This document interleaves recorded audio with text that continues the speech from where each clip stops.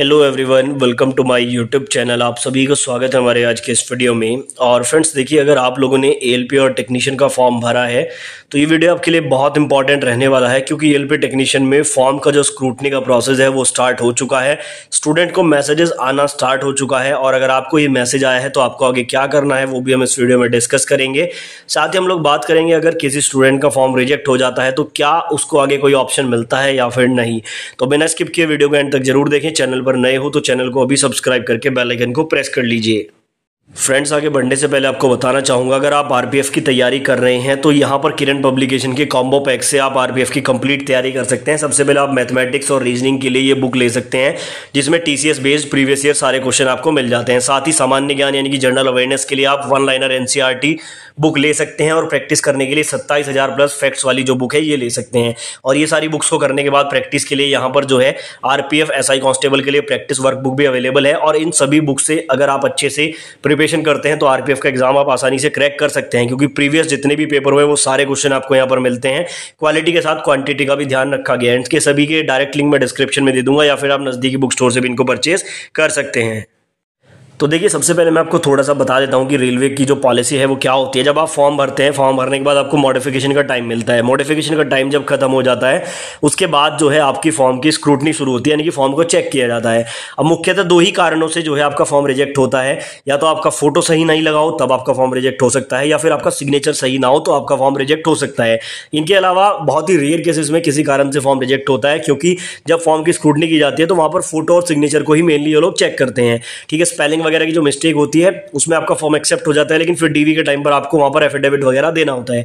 अभी क्या है कि एएलपी टेक्नीशियन की डेट्स यहाँ पे जा चुकी है, आपको पता है। तो फॉर्म का जो स्क्रूटनी का प्रोसेस है वो भी स्टार्ट हो चुका है, और ऐसा मैं इसलिए बोल रहा हूँ क्योंकि स्टूडेंट को जो है मैसेजेस आना स्टार्ट हो गए हैं। देखो, इस तरह के मैसेज यहाँ पर स्टूडेंट को मिल रहे हैं। हो सकता है कि आपको भी ये मैसेज मिला हो, और टुडे 12:20 पर यहाँ पर एक स्टूडेंट को मैसेज मिला है। बहुत सारे स्टूडेंट के पास जा रहे हैं मैसेज।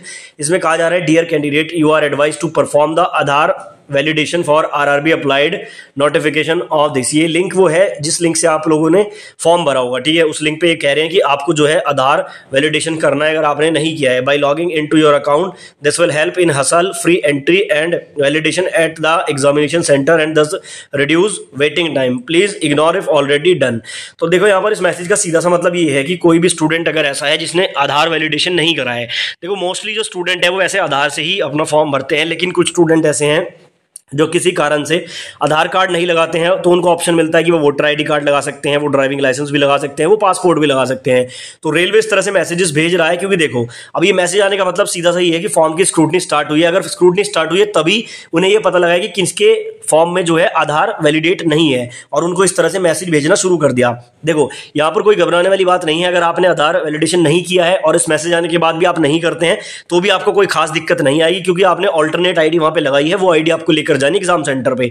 लेकिन क्या होता है कि आधार कार्ड से प्रॉपर वेरिफिकेशन हो जाता है और एंट्री में ज्यादा समय नहीं लगता, इसलिए आधार के लिए आपको बोला जा रहा है। ठीक है, इस मैसेज से घबराने की आवश्यकता आपको बिल्कुल भी नहीं है। लेकिन यहां से ये क्लियर हो जाता है कि आपका जो स्क्रूटनी का काम है वो स्टार्ट हो चुका है। अब बहुत जल्दी जो है आपको यहाँ पर स्टेटस भी जारी किया जा सकता है, क्योंकि इस बार थोड़ा सा एग्जाम भी जल्दी कराना है, और आपके मल्टीपल एग्जाम्स हैं back to back. ALP technician, फिर आरपीएफ आएगा, फिर ग्रुप डी एनटीपीसी। तो स्क्रूटनी यहाँ पर बहुत जल्दी होगी, और फॉर्म का जो स्टेटस है वो भी जल्दी आपको जारी किया जाएगा। जब फॉर्म का स्टेटस आता है वहां पर आपको लॉग इन करके चेक करना होता है। जिसका रिजेक्ट होता है वो वहां पे रिजेक्ट बताएगा, जिसका एक्सेप्ट होता है वहां पे प्रोविजनली एक्सेप्टेड बताता है। अब यहाँ पे सवाल उठता है, अगर किसी स्टूडेंट का फॉर्म रिजेक्ट हो जाता है तो उसके पास क्या ऑप्शन है।